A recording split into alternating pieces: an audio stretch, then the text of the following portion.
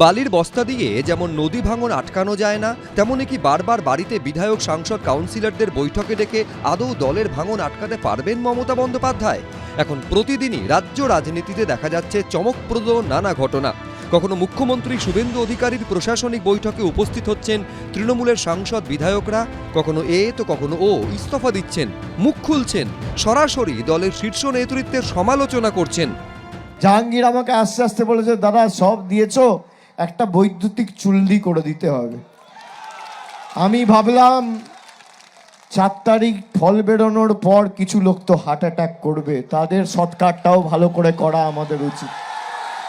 ধরুন 4 তারিখের পর ডিজে বাজাবো বা শ্মশানে চুল্লি তাতে এই ধরনের মন্তব্য গণতন্ত্রে অভিপ্রেত হতে পারে না। অভিষেক বন্দ্যোপাধ্যায় এই স্টেটমেন্টটা সেটা সমর্থনযোগ্য হতে পারে না। মঙ্গলবার সকালে শুভেন্দু অধিকারীর প্রশাসনিক বৈঠকে উপস্থিত ছিলেন বিদ্রোহী তৃণমূল সাংসদ কাকলি ঘোষ দস্তিদার। সূর্যাস্তের পর বিধানসভায় অপেক্ষা করছিল আরেক চমক। মুখ্যমন্ত্রীর সঙ্গে হঠাৎ সাক্ষাৎ করেন দুই তৃণমূল বিধায়ক। একজন উলুবেড়িয়া পূর্বের তৃণমূল বিধায়ক ঋতব্রত বন্দ্যোপাধ্যায়, আর একজন এন্টালির তৃণমূল বিধায়ক ও মেয়র পারিষদ সন্দীপন সাহা। মঙ্গলবারই কলকাতা পুরসভার মেয়র পারিষদদের নিয়ে কালীঘাটে বৈঠক ডেকেছিলেন মমতা বন্দ্যোপাধ্যায়, কিন্তু অত্যন্ত তাৎপর্যপূর্ণভাবে সেই বৈঠকে ছিলেন না সন্দীপন সাহা। মমতা বন্দ্যোপাধ্যায়ের মিটিংয়ে না যাওয়ার কারণ কি? এখানে মুখ্যমন্ত্রীর সঙ্গে দেখা করা? আজকের মিটিংটা আমার ভুলে গেছিলাম, তাই যেতে পারি। যে বিরোধিতার জায়গায় থাকুক, এবং আমরাও তাতে একমত। যেদিন প্রশাসনিক মিটিং হবে আমরা থাকবো।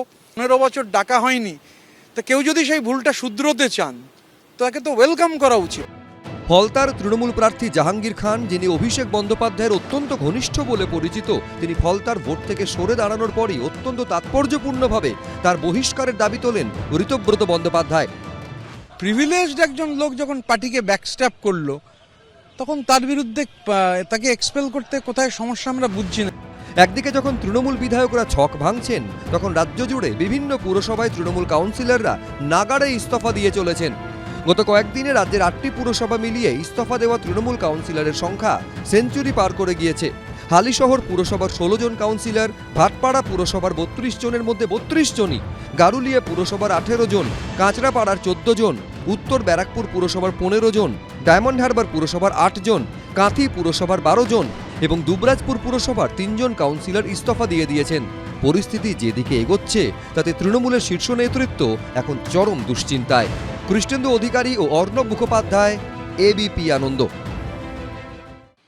লক্ষ্মীর ভান্ডার পাচ্ছেন রাকিবুল শেখ, অর্থাৎ যে কর্মসূচি মহিলাদের জন্য, সেই কর্মসূচিতেও ভেজাল এবং বেনজল ভেরিফিকেশন না থাকার ফলে ঢুকে বসে আছে।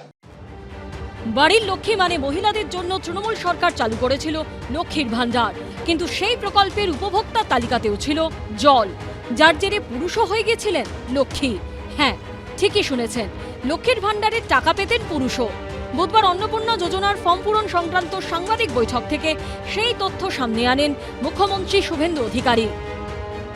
লক্ষ্মীর ভান্ডার পাচ্ছেন রাকিবুল শেখ, তার পিতার নাম মনসুর শেখ, তার বাড়ি হচ্ছে শিয়ালমারা, পোস্ট হচ্ছে বহরমপুরের রাধারঘাট। তিনি রাধারঘাট 1 নম্বর জিপি, তার এপিক নাম্বার হচ্ছে SAF 1242254। মুখ্যমন্ত্রীর মুখে যার নাম শোনা গেছে সেই রাকিবুল শেখের বাড়ি মুর্শিদাবাদের বহরমপুরের রাধারঘাট 1 নম্বর গ্রাম পঞ্চায়েতের শিয়ালমারায়। তার বাড়িতে পৌঁছেছিল এবিপি আনন্দ। মোটামুটি বছরখানিক এরকম হবে। আমি কোনো অ্যাপ্লাই করিনি। ঢুকতো, তখন আমি চেক করলাম অ্যাকাউন্ট বই, এই ব্যাপার আপডেট যখন করলাম বুঝতে পারলাম। কিন্তু পুরুষ হয়েও কিভাবে লক্ষ্মীর ভান্ডারের টাকা পাচ্ছিলেন রাকিবুল? কোনো পার্টির সঙ্গে যুক্ত নয়। আমি কোনো জায়গায় অ্যাপ্লাইও করিনি, কোনো কাগজপত্র একবার দিয়েছিলাম। যাই হোক, ওই যখন ঘরের অ্যাপ্লাই হয় তখন ঘরের অ্যাকাউন্ট বই, তখন এগুলো দিয়েছিলাম আর কি। তারপরে আর আমি কোনো অ্যাপ্লাই করিনি, কোনো ফর্ম ফিল আপও করিনি, সিগনেচারও করিনি। আমি ঢুকলো কি করে? সেটা আমিও বুঝতে পারছি না কী করে ঢুকলো।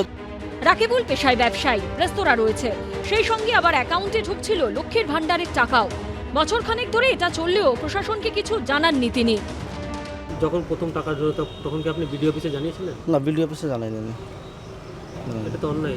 হ্যাঁ, অনলাইন, কিন্তু এবার ব্যাপারটা হচ্ছে ঢুকতো, আরও কয়েকটা বন্ধুকে আমি পরামর্শ নিলাম, হ্যাঁ, যে ঢুকুক, অসুবিধা নাই, এরকম দুর্নীতিবাজ তো চলছে এই সরকার থাকাকালীন। হ্যাঁ, ঢুকুক, অসুবিধা নাই। বিজেপি অন্নপূর্ণা ভান্ডার প্রকল্প শুরুর আগে তালিকা ঝাড়াই বাছাই শুরু করেছে, আর তাতেই বেরিয়ে পড়েছে এই ঘটনা। শিবাশিস মৌলিক ও রাজীব চৌধুরীর রিপোর্ট, এবিপি আনন্দ। এবিপি আনন্দ, এগিয়ে থাকে, এগিয়ে রাখে।